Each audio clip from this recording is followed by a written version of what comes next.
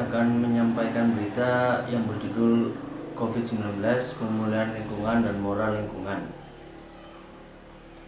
Hari Bumi yang diperingati setiap tanggal 22 April baru saja kita rayakan. Tahun ini peringatannya serasa tenggelam dengan pemberitaan media tentang COVID-19 atau yang disebut COVID-19. Padahal tragedi kemanusiaan akibat pandemi global ini merupakan momen tepat untuk merefleksi kembali kondisi rahim bumi yang semakin sekarat akibat eksploitasi manusia atas bumi. Dan COVID-19 dapat dimaknai sebagai cara alam mengembalikan fungsinya yang alam ilmu ekologi dikenal dengan daya lenting lingkungan. Dengan kata lain, melalui pandemi global COVID-19, saat ini tengah terjadi pemulihan ekologi. Dalam tulisan ini saya sebut pemulihan lingkungan. Kondisi rahim bumi saat ini begitu mengkhawatirkan. Laju kerusakan dan pencemaran terjadi begitu masif hampir di berbagai belahan bumi. Eksploitasi sumber daya alam yang berlebihan terjadi di mana-mana, menyebabkan kondisi bumi semakin rentan dan rapuh.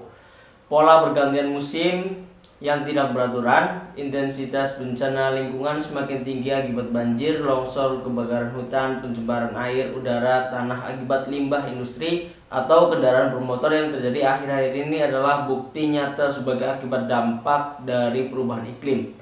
Termasuk munculnya penyakit baru seperti wabah corona yang telah menyebar ke 209 negara termasuk Indonesia dan menyebabkan 100.000 jiwa orang meninggal dunia. Pemulihan lingkungan. Bisa jadi COVID-19 ini terjadi akibat keseimbangan lingkungan terganggu melalui wabah corona. Alam kembali memulihkan dirinya yang dalam ilmu lingkungan dikenal dengan daya lenting, yaitu kemampuan suatu sistem untuk menjaga fungsi-fungsinya dan proses kunci dalam menghadapi tekanan dengan cara bertahan maupun beradaptasi terhadap perubahan. Lingkungan punya cara tersendiri untuk menyembuhkan diri dari kerusakan atau pencemaran lingkungan akibat ulah manusia yang tidak memperhatikan keseimbangan atau hak lingkungan. Dan lihat apa yang terjadi dari dampak positif dari COVID-19 terhadap lingkungan. Semenjak berbagai negara memperlakukan lockdown, salah satu cara yang efektif dalam memutuskan mata rantai penyebaran wabah yang mematikan ini. Pemulihan lingkungan pun terjadi, langit tampak bersih dan cerah. COVID-19 memulihkan kualitas udara kota-kota besar di dunia. Dilansir dari liputan6.com, dilaporkan polusi udara di 7 kota besar di dunia menurun saat lockdown diberlakukan di kota tersebut selama Maret 2020. Di Wuhan, Cina, Maret 2020 dilaporkan kadar emisi gas buang dari mobil, pembangkit listrik, dan pabrik turun 40% di kota-kota Cina. Di kota Roma, Italia, konsentrasi nitrogen dioksida turun 25-35%. Angka itu lebih rendah dibanding periode yang sama 1 tahun lalu. Di kota Madrid, Spanyol, Maret 2020, level NO2 atau yang disebut dengan dioksida turun 41-56% dibanding tahun 2019. Penurunan tingkat polusi juga terjadi di kota Lisbon, Portugal. Dilaporkan level dioksida turun 40-51% dibanding tahun 2019 sejak penerapan darurat corona diterapkan di kota tersebut.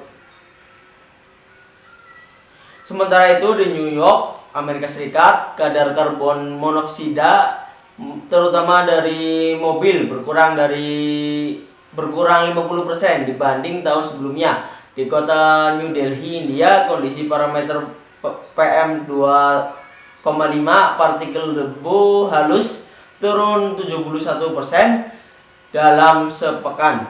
Untuk pertama kali Gunung Himalaya, salah satu gunung tertinggi di India, tampak jelas dari jarak pandang 20 km, sesuatu yang tidak terjadi sejak 30 tahun terakhir. Terakhir di Indonesia, konsentrasi parameter PM2,5 turun selama penerapan work from home, bekerja dari rumah. Indeks kualitas udara rata-rata di angka 60. Kota Jakarta pun tampak indah, langit jernih, tak lagi ditutup asap polusi kendaraan.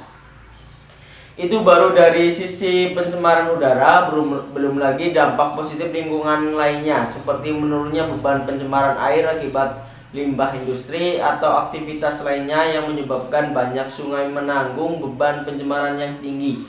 Menarik untuk diteliti bagaimana kondisi sungai besar di Indonesia seperti Sungai Citarum, Bengawan Solo, Sungai Ciliwung yang selama ini tingkat pencemarannya tinggi pasca lockdown.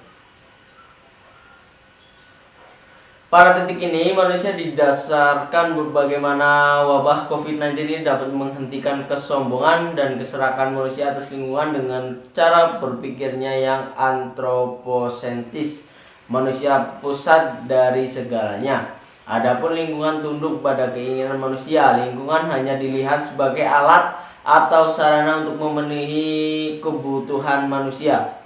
Dan inilah akar krisis lingkungan yang terjadi saat ini, yaitu merosotnya moral atau etika lingkungan. Sesat pikir tentang lingkungan inilah yang menyebabkan krisis lingkungan secara global, sehingga alam berbalik menuntut haknya dengan mengirim bencana lingkungan berupa wabah corona sebagai reaksi alam atas keserakahan manusia. Perlu moral baru lingkungan. Mengatasi krisis ekologi yang terjadi saat mau tidak mau, maka cara pandang manusia perlu diubah. Menurut Arne Naess, krisis lingkungan dewasa ini hanya bisa diatasi dengan melakukan perubahan cara pandang dan perilaku manusia terhadap alam secara fundamental dan radikal. Untuk itu dibutuhkan sebuah pola hidup atau gaya hidup yang baru yang tidak hanya menyangkut orang per orang, tetapi budaya masyarakat secara keseluruhan. Mantan Menteri Lingkungan Dr. Sonny Keraf dalam bukunya Etika Lingkungan penerbit buku atau Kompas penerbit buku Kompas 2020 menulis perlu ada perubahan paradigma dalam ilmu pengetahuan yang tidak lagi bersifat mekanistis, reduksionistis, tetapi bersifat holistis dan ekologis. Untuk itu, tulis Sonny perlu suatu etika baru yang tidak hanya berlaku untuk interaksi manusia, tetapi juga interaksi manusia dengan seluruh kehidupan di bumi. Merealisasikan etika baru ini memang bukan perkara mudah, dibutuhkan komitmen bersama dan menjadi gerakan bersama secara global, dengan melibatkan semua kelompok masyarakat untuk membangun budaya baru, etika baru, dan gaya hidup baru yang disebut Arne Naess sebagai ekosopi. Gerakan kearifan merawat bumi sebagai sebuah rumah tangga untuk menjadikannya menjadi tempat yang nyaman bagi semua kehidupan. Budaya baru itu bisa dimulai, dipertahankan, diajarkan, dan diwariskan dari satu orang ke orang yang lain, dari satu kelompok ke kelompok yang lain, dari satu generasi ke generasi yang lain. Untuk itu penting budaya baru ini